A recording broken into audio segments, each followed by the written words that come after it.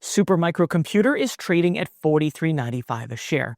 That's 33% below its 52-week high, but still 155% above the low. So here's the only thing that matters.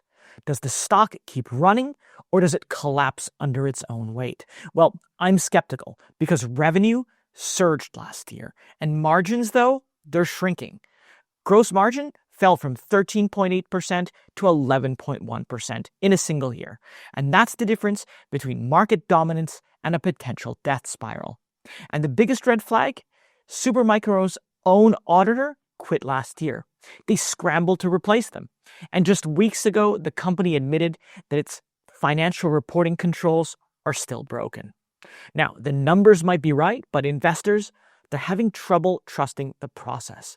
And that's why volatility here is through the roof. SMCI stock is 56% more volatile than the S&P 500. So here's what I'm watching. Internal controls.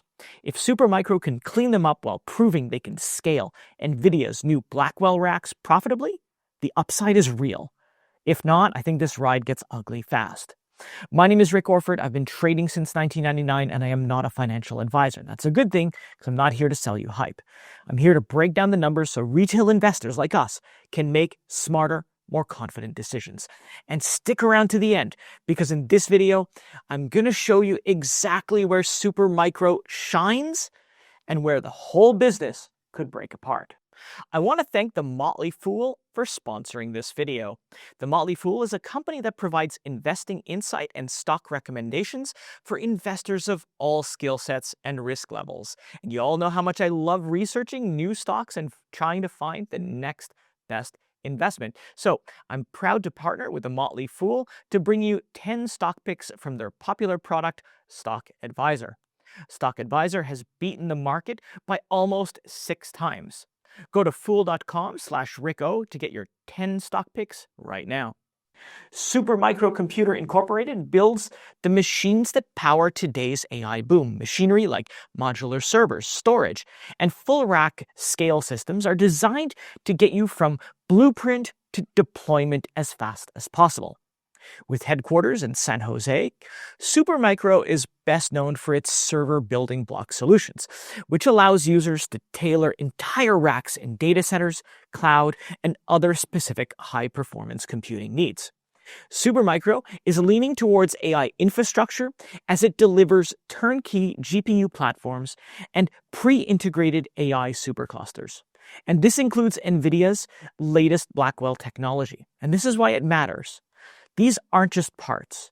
They're the backbone of the AI scale-ups. Stick with me because it sets the stage for the real question. Does the stock match the story? Beyond individual servers, Supermicro ships complete racks, enabling enterprises to compete with larger AI players in storage, management software, and cooling without expensive headaches of integration. An example of this is their GB200 NVL71 rack solution, which combines a Grace CPU and a Blackwell CPU all within a compact 48U liquid-cooled package. In other words, Supermicro isn't just selling boxes, it's selling speed and efficiency, and that's a competitive edge that investors love to see. Supermicro has a global network of cloud providers, enterprises, and research institutions that require fast iteration cycles with the latest technology. They've got a hardware platform built for the era of AI, but the numbers, do they tell the same story? Well, let's take a look. So let's face it, you're here for the stock price, right? Because that's what really matters. And this is where things really start to get interesting. Feel free to scan this QR code, by the way, if you want to follow along.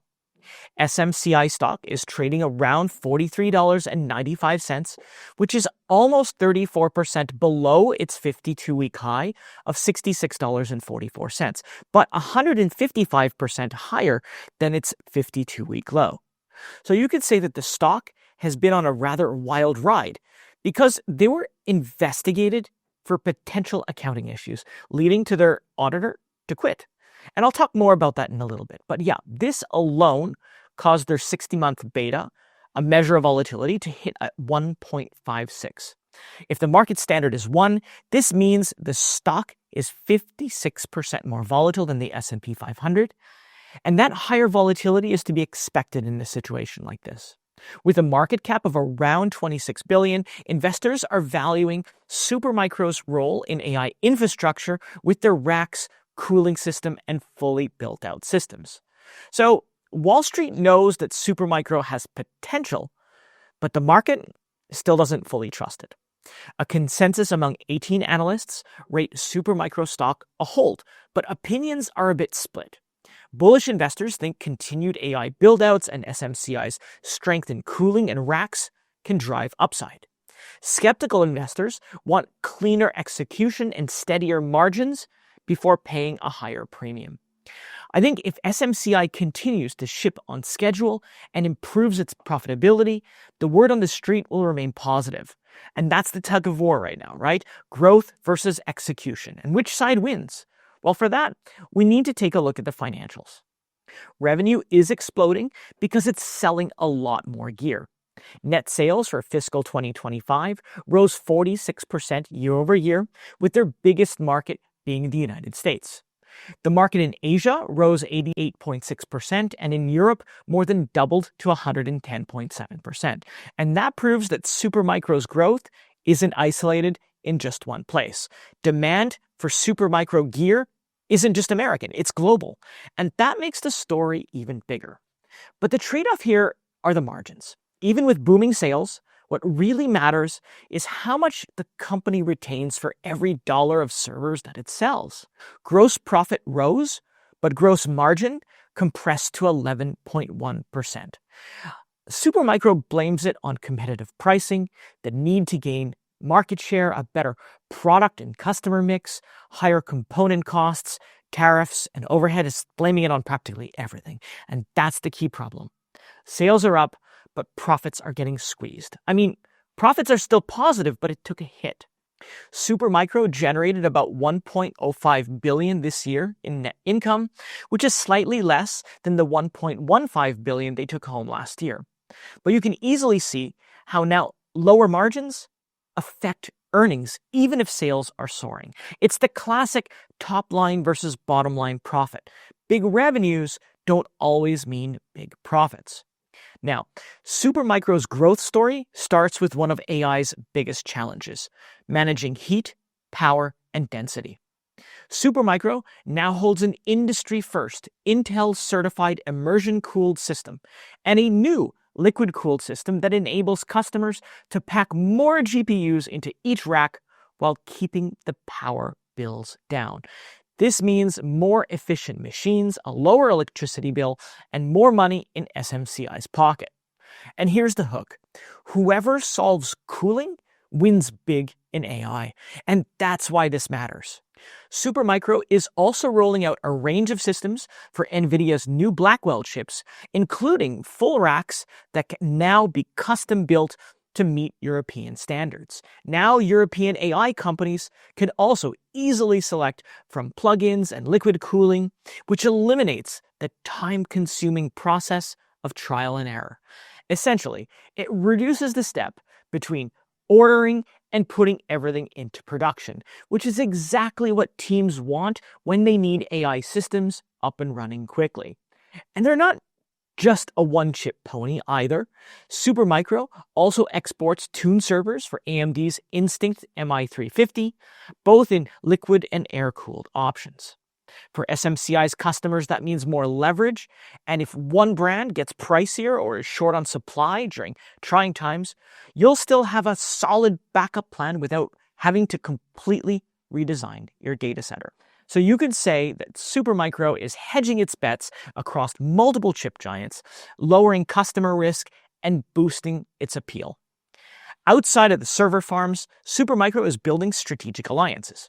They recently teamed up with Ericsson to bring AI closer to where the data is created. Factories, campuses, retail will all soon have their own little mini AI data centers on site. Now, researchers can optimize apps, software, bandwidth, and other products that serve those markets without ballooning costs.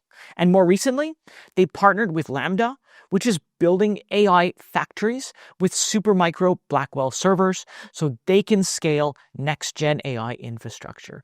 This means faster repeat orders and less tinkering with every deal they make, meaning future barriers to revenue. And partnerships like these, they're sticky. Once you're in, repeat orders become the norm.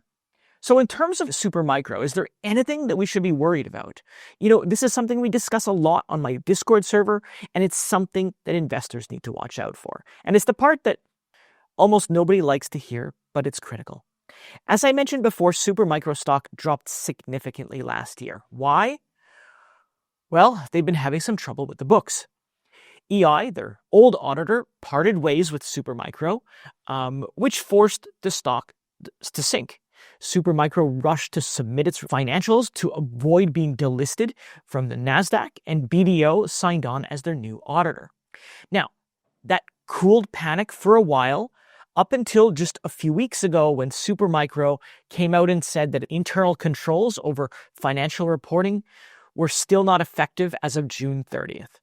So their numbers could still be correct, but the process for verifying if they really are needs some improvement. Until that's cleared up and squared away, I think investors can expect some extra volatility. And here's the takeaway, right? Wall Street can forgive weak margins, but not weak accounting. And that, folks, leads to volatility.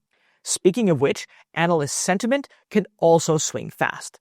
Recent coverage highlighted a few key points, including their SEC filings and the decline in full-year revenue forecasts.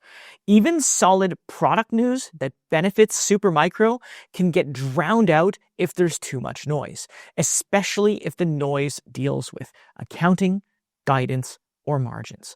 The market will not be handing out free passes, and investors want certainty. They need consistent execution. They want clean reports filed regularly and on time, demonstrating stable but growing margins and consistency in shipping out those racks quarter after quarter. If Supermicro does that, their story stays on track. If not, strap in for the ride, because Supermicro's stock isn't just competition, it's credibility. So where do I stand on Supermicro? Well, I think you'd pay a fair price for a growth stock, but you'd be signing up for a bumpy ride. I like the surge in revenue.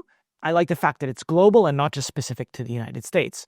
I appreciate their positioning within the emerging AI industry, focusing on selling tools rather than the technology itself. But I do want to see more stable margins and more reliable numbers in the future. If Supermicro can hunker down and streamline their shipping, optimizing their scaling, and they can show progress on internal controls, I think the good days are here to stay. However, if margins continue to be squeezed or the SEC filings continue to keep the streets on edge, expect more volatility. As a conservative investor, I'd consider allocating perhaps a small portion of my risk capital to SMCI stock, but nothing more. I do want to wait for things to calm down before my appetite for SMCI increases. But what about you? What do you think about Supermicro? Is this a nibble now or wait for proof of clear skies and clearer books? Let me know in the comments below. And while you're there, if you found this video helpful, don't forget to like and subscribe so others can find it as well.